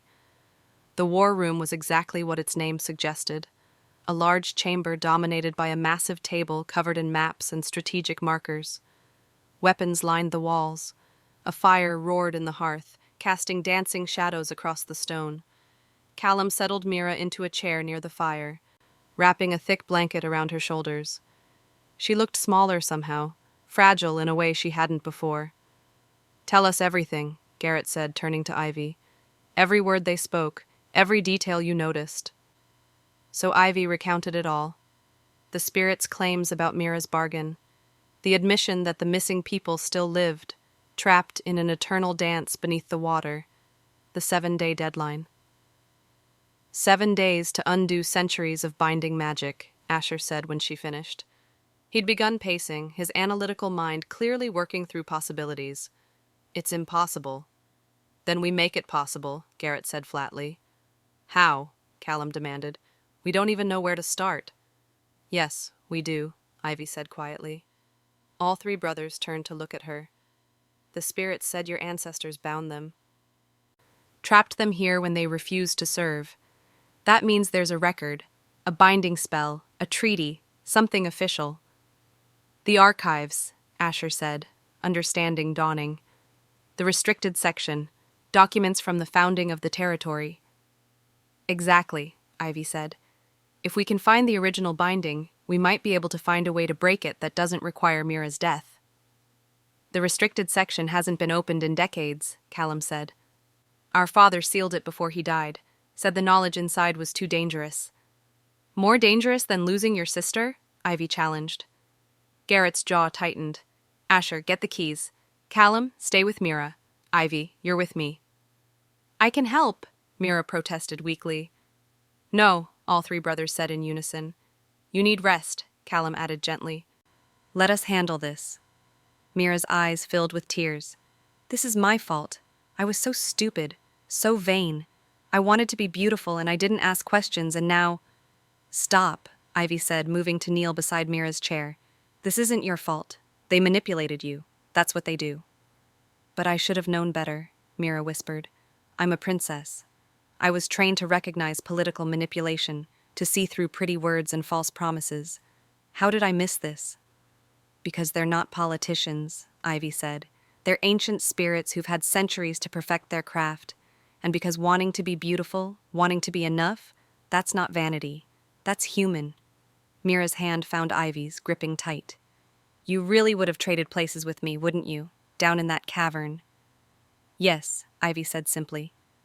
Why? Mira's voice broke. You barely know me. Ivy thought about her answer carefully. Because 3 years ago, I was poisoned by someone I trusted. I woke up cursed and no one came to save me. No one offered to trade places. Everyone I knew turned their backs and let me become a monster. I won't let that happen to you. Tears spilled down Mira's cheeks. Thank you, she breathed. Garrett's hand settled on Ivy's shoulder, warm and grounding. We need to go, he said quietly. Ivy stood, squeezing Mira's hand once more before letting go. We'll fix this, she promised. We'd better, Mira said, attempting a weak smile. Because I'm starting to like you, Red Eyes, and I'd hate to become a water spirit before we can be proper friends. The comment was so unexpected, so normal in the face of everything, that Ivy found herself laughing. Real laughter, something she hadn't felt in years. Asher returned then, carrying an ornate keyring. Got them, he said. Let's move. They left Callum with Mira and a dozen guards, then descended into the lower levels of the fortress. These corridors were different from the ones Ivy had seen before. Older, the stonework more primitive, the air thick with the weight of centuries. Our family has ruled these territories for 8 generations, Garrett said as they walked. But this fortress was here long before us, built by the first wolves who crossed the mountains, back when the world was wilder and magic ran free. What happened to them? Ivy asked. The first wolves? No one knows, Asher said. The records from that era are incomplete, whole decades missing.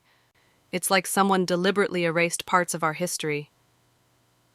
They reached a door unlike any other in the fortress. It was made of black iron, covered in symbols Ivy didn't recognize.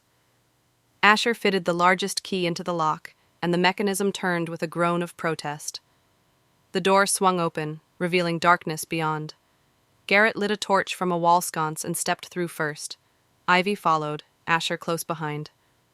The restricted archive was enormous, a cavern of knowledge carved from living rock. Shelves stretched from floor to ceiling, packed with books, scrolls, and documents bound in materials Ivy couldn't identify. The air smelled of old parchment and something else, something sharp and metallic that made her wolf stir uneasily. Blood magic, Asher said, catching her expression. A lot of the old treaties were sealed in blood. It helps preserve them. Where do we even start? Ivy asked, overwhelmed by the sheer volume of information. Treaties with elemental spirits would be in the founding section, Asher said, moving deeper into the archive. This way. They navigated through rows of shelves, the torchlight casting strange shadows. Ivy's skin prickled with awareness, the sensation of being watched even though they were alone. Finally, Asher stopped before a shelf marked with symbols that might have been letters in some ancient tongue. Here, he said, pulling down a massive tome bound in what looked like scaled leather. The founding accords, every treaty, every agreement made during the establishment of the Northern Territories. He set the book on a nearby table, dust rising in clouds. Garrett positioned the torch while Asher carefully opened the ancient pages. They were beautiful, Ivy realized. Illuminated manuscripts with intricate artwork bordering text written in multiple languages. She saw modern lichen, old lichen, and scripts she couldn't begin to identify. There, Garrett said, pointing to a section near the middle. Water spirits, the covenant of depths. Asher began reading aloud, translating as he went. In the year of the first moon, the wolf clans came to terms with the spirits of the deep waters. The spirits agreed to provide clean water and safe passage through their territories in exchange for... He paused, frowning. In exchange for what? Ivy pressed. Freedom of worship, Asher said slowly. The spirits wanted shrines built in their honor, recognition as sacred beings. But the wolves refused.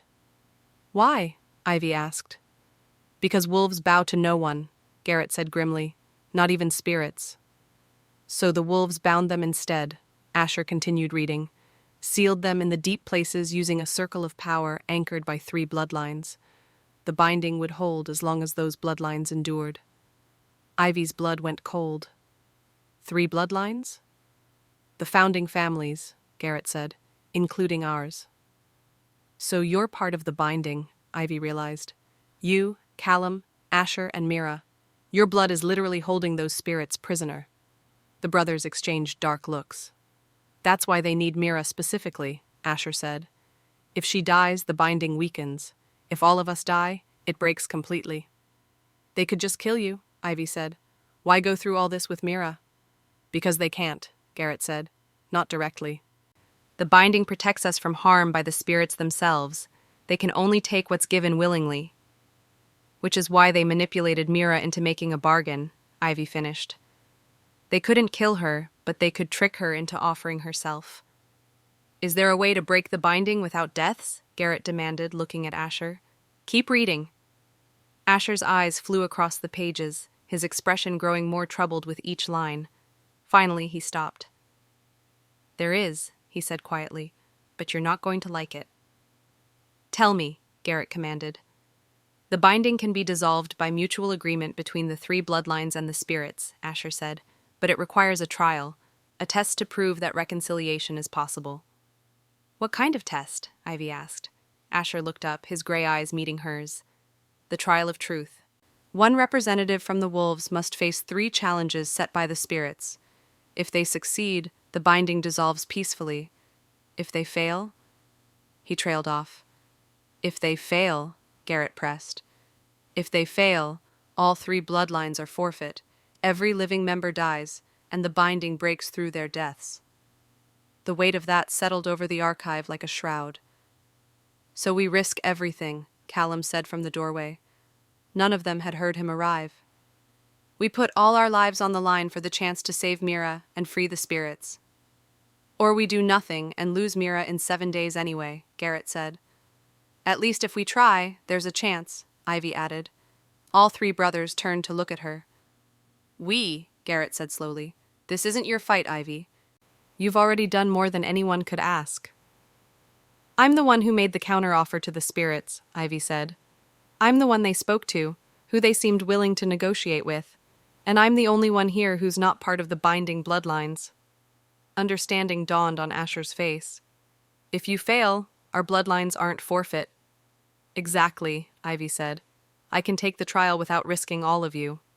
Absolutely not, Garrett said, his voice hard. You'd be walking into those challenges with no backup, no protection, No guarantee you'd survive.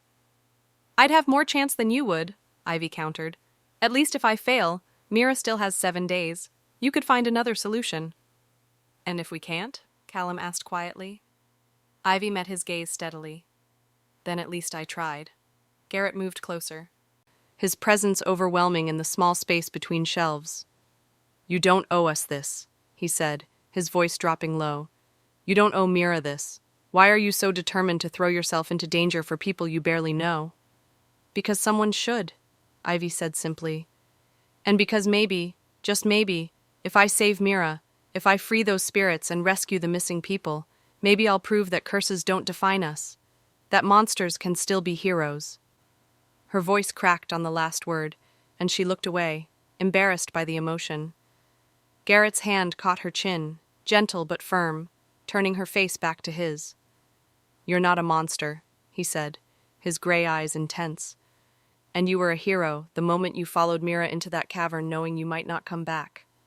The air between them felt charged, electric. Ivy's heart hammered against her ribs, and she couldn't look away from his gaze. So we do this, Callum said, breaking the moment. We invoke the trial of truth. Ivy faces the challenges. We all pray she succeeds. And if she does? Asher asked. Then we free the spirits, save Mira, and rescue the missing people, Garrett said, still looking at Ivy. And we make sure the broken wolf gets everything she's owed. I just want my freedom, Ivy said. That was the original bargain. You'll get more than that, Garrett promised, his voice rough with something Ivy couldn't name. I swear it. They returned to the cavern together, all 4 of them. Garrett insisted on coming despite the risks. Callum refused to be left behind, and Asher carried the founding accords, the ancient text that would allow them to invoke the trial of truth. Mira stayed above with the guards, though Ivy had seen the fear in her eyes as they left, the fear that they wouldn't return. The passage felt different this time, shorter somehow, as if the spirits were pulling them forward rather than forcing them to find their own way. When they emerged onto the ledge overlooking the lake, dozens of spirits were already waiting. The silver-haired one stood at the front, her pale form glowing brighter than the others. You return quickly, wolves, she said. Have you accepted our terms? We invoke the trial of truth, Asher called out, his voice echoing across the cavern. As written in the founding accords, 1 representative will face your challenges. If we succeed, the binding dissolves and you go free. All of you, including those you've taken. The spirits exchanged glances, whispers rippling through their ranks like wind across water. The old laws, the silver-haired spirit said, something like respect in her voice. You would risk everything on ancient tradition? We would, Garrett said. Do you accept? The spirit smiled. We accept. Send forth your champion. Ivy stepped forward before any of the brothers could move. I'll take the trial, she said. The spirit's eyes widened. The broken wolf? You are not of the binding bloodlines. Which is exactly why it should be me, Ivy replied. If I fail, the bloodlines remain intact. You'll still get your freedom, just not today. Clever, the spirit murmured. She glided closer, studying Ivy with those ancient eyes. Very well. The broken wolf will face the trial of truth. 3 challenges, 3 tests of what lies within. What kind of tests? Garrett demanded from behind Ivy. That would defeat the purpose, the spirit said. But know this, Wolf King. These trials will not test her strength or her skill with weapons. They will test something far more important. Her gaze locked on Ivy. They will test whether you can face the truth of what you are. Ivy's stomach twisted, but she kept her expression steady. I'm ready. We shall see. The spirit raised one hand, and the cavern transformed. The lake vanished. The ledge disappeared. Ivy found herself standing in a familiar place, and her heart stopped. The kitchen of her father's house in Ashford Ridge. She knew this room. Knew the scarred wooden table, the cast-iron stove, the window overlooking the garden where her mother used to grow herbs. And sitting at that table, holding a cup of tea, was Scarlet. Hello, sister, Scarlet said, her golden hair catching lamplight. She looked exactly as Ivy remembered, beautiful, perfect, untouchable. This isn't real, Ivy said, but her voice shook. Does it matter? Scarlet took a sip of her tea, watching Ivy over the rim. Real or not, you still have to face me. What do you want? I want you to admit the truth, Scarlet said. She set down her cup and stood, moving closer. The truth you've been hiding from for 3 years. I'm not hiding from anything, Ivy said. Aren't you? Scarlet tilted her head. Then tell me, sister, why did I really curse you? Because you were jealous, Ivy said immediately. Because a man chose me over you and you couldn't stand it. Jealous, Scarlet repeated, tasting the word. Yes, I was jealous. But not of the beta scholar. She stepped closer, and Ivy found herself backing away until she hit the table. I was jealous because you were free. Free? Ivy choked on the word. I lived in that house like a ghost, invisible, unwanted. How was that freedom? Because you didn't care, Scarlet said, and for the first time emotion cracked through her perfect facade. You didn't care what anyone thought. You read your books and learned your languages and lived in your own world. While I had to be perfect every single day, had to smile and curtsy and be exactly what everyone expected. So you cursed me, Ivy said bitterly. Made me into a monster because you were tired of being perfect. I cursed you, Scarlet said quietly, because I wanted you to understand what it felt like, to be trapped in a form that isn't yours. To have people look at you and see only what they want to see, not who you really are. The words hit Ivy like a physical blow. My whole life, Scarlet continued, people have looked at me and seen beauty, that's all. Not intelligence, not feelings, not dreams, just beauty. And I hated it. I hated being loved for something I didn't earn, something I can't control. At least you were valued for your mind. Until you took that away too, Ivy whispered. No, Scarlet said. I gave you what I had. Beauty that blinds people to everything else. The curse was never about making you ugly, Ivy. It was about making you visible in the way I've always been visible, trapped by appearances. The kitchen began to fade, Scarlet's form growing translucent. The truth is, Scarlet's voice echoed as she disappeared, we were both prisoners. I just made you share my cell. Ivy stood alone in darkness, tears streaming down her face. She'd spent 3 years hating Scarlet, blaming her, seeing her as nothing but a cruel villain. But the truth was more complicated. They'd both been trapped by expectations, by the weight of appearances, by a world that valued surfaces over substance. Light bloomed around her, and she was back in the cavern. The spirits watched her with solemn expressions. First truth faced, the silver-haired spirit said. 2 more remain.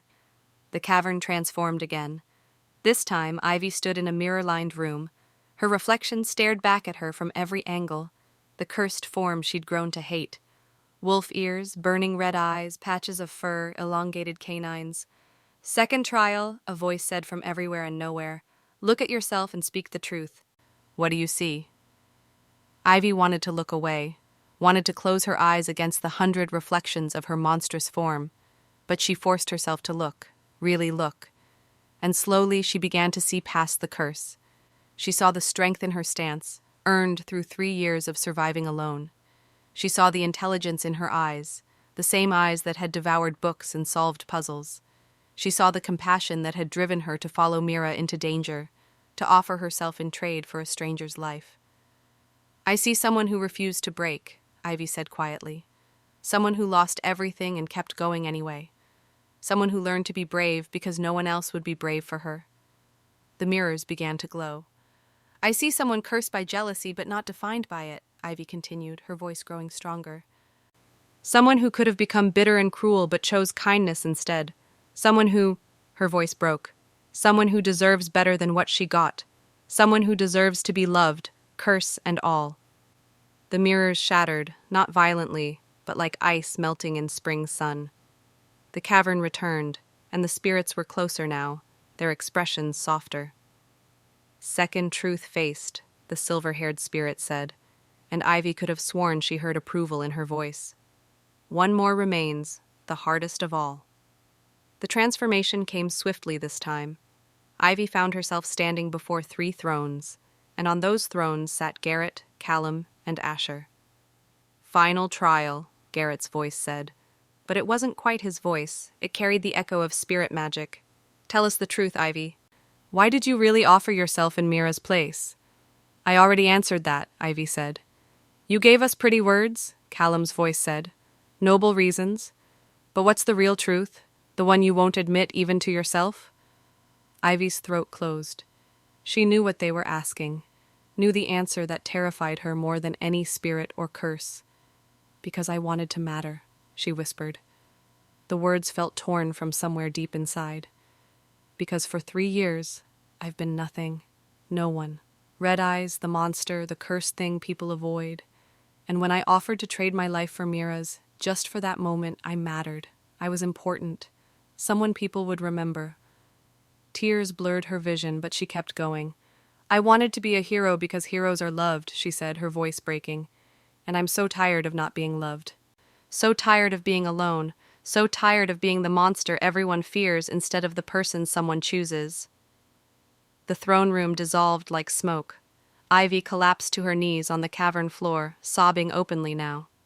She'd spent 3 years building walls around that truth, pretending she was fine with her isolation, that she didn't need anyone. But she did. She needed it desperately. Arms wrapped around her, strong and warm. Garrett pulled her against his chest, one hand cradling the back of her head. "You matter," he said roughly. "You've always mattered." "You don't mean that," Ivy said against his shirt. "I do." He pulled back just enough to cup her face in his hands, forcing her to meet his eyes. "You think we didn't see it? Your courage, your kindness, your stubborn refusal to let Mira die? You think we didn't notice how extraordinary you are?" "I'm cursed," Ivy whispered. "So what?" Callum said, kneeling beside them. "Curses can be broken, but the person you are beneath it, that's real, that matters." "You scared us," Asher added, joining them. "When you offered yourself to those spirits, when you volunteered for this trial, you terrified us. Because we've only known you for days, and already the thought of losing you—" He stopped, shaking his head. "Already we can't imagine losing you," Garrett finished. "That's the truth, Ivy. You matter, to Mira, to us, to everyone in this fortress who watched you risk everything for people you barely know." The silver-haired spirit appeared before them, her expression gentle. "All 3 truths faced," she said softly. "The trial is complete, and the judgment is clear." She turned to address all the spirits. "This wolf has passed. The trial of truth is satisfied." The cavern erupted in light. Ivy felt power surge through the air, old magic unraveling, bindings dissolving. The spirits began to glow brighter, their forms becoming less solid, more like living light. "We are free," the silver-haired spirit breathed. "After centuries, we are finally free." The other spirits rose from the water, dozens of them, hundreds.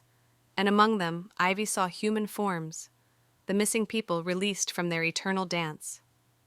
"Thank you," the silver-haired spirit said, looking at Ivy. "Thank you for seeing us, for understanding that we were prisoners too." She reached out and touched Ivy's forehead. Warmth flooded through Ivy's body, starting at the point of contact and spreading outward. It felt like sunlight, like spring rain, like every good thing she'd forgotten existed. The curse shattered. Ivy felt it break, felt her form shift and settle. When the warmth faded, she looked down at her hands. Human hands. No claws, no fur, just skin. She reached up and felt smooth ears, rounded and normal. Her teeth felt smaller when she ran her tongue over them. "Your curse was born from jealousy and pain," the spirit said. "It breaks now through truth and love." Then the spirit's expression shifted, growing cold and sharp. "But there is one more matter to address." She turned toward the passage entrance, and Ivy's blood went cold. Scarlet stood there, her golden hair disheveled, her beautiful face twisted with shock and rage. "You," Scarlet breathed, staring at Ivy's transformed face. "How did you— The curse should be permanent until someone married you willingly. No one would ever—" "Choose a monster?" Ivy finished quietly. She stood, supported by Garrett's hand on her back. "You're right, no one chose the monster. But these men chose the person beneath the curse. They saw past what you did to me." "That's impossible," Scarlet said, but her voice shook. "What are you doing here?" Garrett demanded, his alpha authority making Scarlet flinch. "I felt the magic break," Scarlet admitted. "The curse I placed, it was tied to me. When it shattered, I knew. I came to see how she'd managed it, to make sure she hadn't found some loophole. To make sure I was still suffering," Ivy said flatly. "You wanted me to stay cursed forever." Scarlet's silence was answer enough. The silver-haired spirit glided closer to Scarlet, studying her with those ancient, knowing eyes. "This is the one who cursed you," she said to Ivy, not a question. "Yes," Ivy confirmed. "Interesting." The spirit circled Scarlet slowly. "You cursed your sister out of jealousy, poisoned her with magic she did not consent to, condemned her to 3 years of suffering and isolation." "She deserved it," Scarlet said, but fear had crept into her voice. "She was getting everything she wanted while you remained beautiful and beloved," the spirit interrupted. "How terrible for you." Scarlet's face flushed. "You don't understand. You can't possibly—" "I understand perfectly," the spirit said. "You were given everything and still wanted more, and when your sister found happiness, you stole it from her." The spirit's hand shot out faster than thought, pressing against Scarlet's forehead. Scarlet screamed. Magic erupted around her, dark and writhing. Her body convulsed, twisting between forms just as Ivy's had 3 years ago. "No!" Scarlet shrieked. "No, please, I'm sorry, I didn't mean—" But the transformation continued. Fur sprouted across Scarlet's perfect skin in patches. Her ears shifted upward, pointed and wrong. Her beautiful blue eyes turned a sickly yellow, burning with the same unnatural light that had marked Ivy's curse. When it was over, Scarlet collapsed to the ground, sobbing. "You cursed your sister to teach her a lesson about suffering," the spirit said, her voice cold as deep water. "Now you will learn that same lesson. The curse I place upon you will not break with love or marriage. It will break only when you have suffered as long as she did." 3 years, locked in this form, with no hope of early release. "Please," Scarlet begged, looking at Ivy with desperate, inhuman eyes. "Sister, please, tell them to stop. I'm sorry. I'm so sorry." Ivy looked at the creature that had been her beautiful stepsister. Part of her wanted to feel satisfaction, to revel in Scarlet's suffering the way Scarlet had reveled in hers. But mostly she just felt tired. "I'm not your sister," Ivy said quietly. "I never was. You made sure of that when you poisoned me." She turned to Garrett. "Can you have her arrested? She admitted to cursing me. That's a crime, isn't it?" "It is," Garrett said, his voice hard. "Use of unauthorized magic to harm another wolf. The punishment is imprisonment and exile." He gestured to his guards, who had followed them down to the cavern. "Take her to the cells. She'll be tried formally and then banished from all northern territories. She can live out her curse as an outcast, just as she forced Ivy to do." "No!" Scarlet screamed as the guards hauled her to her feet. "Father! Someone! Help me!" But no one came to her aid. Her beauty, the thing she'd relied on her entire life, was gone, and without it she had nothing. As the guards dragged her away, her screams echoing through the passage, Ivy felt something release in her chest. Not satisfaction exactly, more like closure. "That was harsh," Callum said quietly. "She earned it," Asher replied. Ivy said nothing. She watched Scarlet disappear into the darkness and then turned away. "It's over," she said. "Really over." The spirits began to fade, ascending through the stone ceiling like smoke. The lake's glow dimmed as the last of them departed. "May you find joy in your freedom, brave wolf," the silver-haired spirit's voice echoed as she vanished, "as we have found in ours." And then the cavern was just a cavern, dark and still and empty. They made their way back to the surface together, the rescued people supported by guards, Ivy walking between the 3 brothers. When they emerged into the great hall, Mira was waiting. She ran to Ivy, throwing her arms around her in a fierce embrace. "You did it," she sobbed. "You actually did it. And you're free. The curse is broken." "We're all free," Ivy said, hugging her back. "Finally." In the days that followed, word spread through the northern territories of what had happened. The cursed Omega who'd freed ancient spirits. The stepsister who'd received the same curse she'd inflicted. The Triplet Kings who'd found their mate in the most unexpected place. Ivy found herself unable to leave the fortress, not because she was trapped, but because she didn't want to go. Garrett found her in the library one evening, curled up with a book. "Still here," he observed, leaning against the doorframe.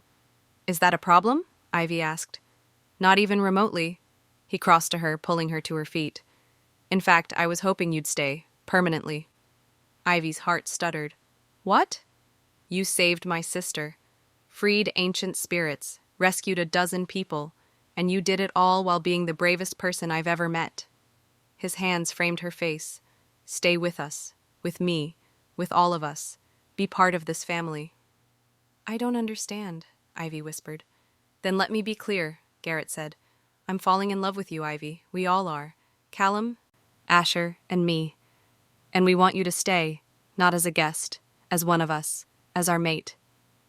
Tears spilled down Ivy's cheeks, but this time they were happy. "All three of you?" "If you'll have us," Callum said from the doorway, Asher beside him.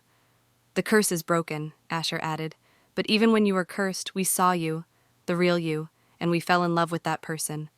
Ivy looked at the three of them, these powerful alphas who'd shown her kindness, respect, and something that looked dangerously like love. "Yes," she said, her smile breaking through the tears. "Yes, I'll stay." Garrett kissed her then, deep and claiming. When they broke apart, Callum took his place, then Asher, each kiss a promise. "Welcome home, brave wolf," Garrett murmured against her hair. And for the first time in 3 years, Ivy believed she truly was home. Mira appeared in the doorway, grinning.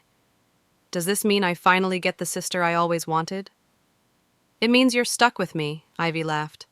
"Good," Mira said, "because I'm not letting you go anywhere." And surrounded by people who chose her, who loved her, curse and all, Ivy finally understood what her mother had meant. Beauty didn't matter. It never had. What mattered was finding people who saw past surfaces to the truth beneath, who loved you not despite your flaws, but because of the strength those flaws had forged. The curse was broken.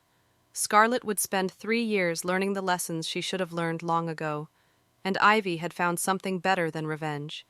She'd found home. She'd found family. She'd found love. What did you think of Scarlet getting cursed with the same curse she gave Ivy? Was justice served? Share your thoughts in the comments below.